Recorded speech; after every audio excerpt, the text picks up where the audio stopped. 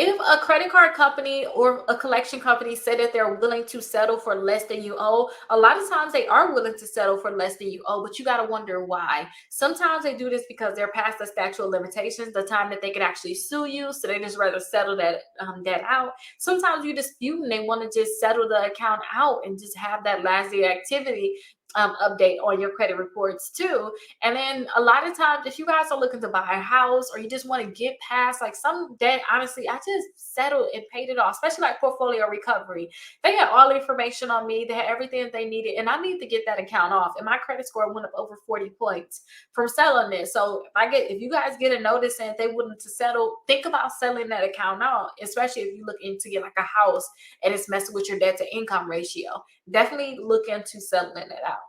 Now, there is times where you don't want to settle a debt out. So definitely take into consideration on whether or not they have all the information on you, if that's really your debt.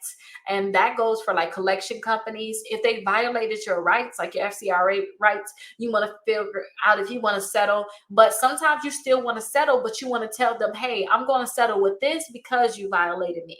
Like I told you guys how I settled with Midland Credit Management. They put something on my credit report, you guys. My credit scores went down like 80 some points. I feel so good. I'm like, I'm on the internet telling people about credit, and I got this collection on my credit report, you guys, and I could not delete it.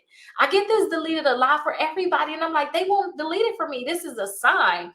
So I sued them and we settled outside of court. I can't tell you what we settled for, but we settled. And that's what you guys are referring to, a settlement.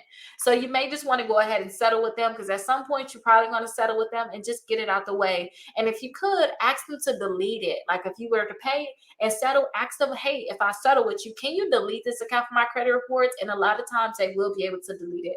So definitely ask that. It's not going to hurt you guys to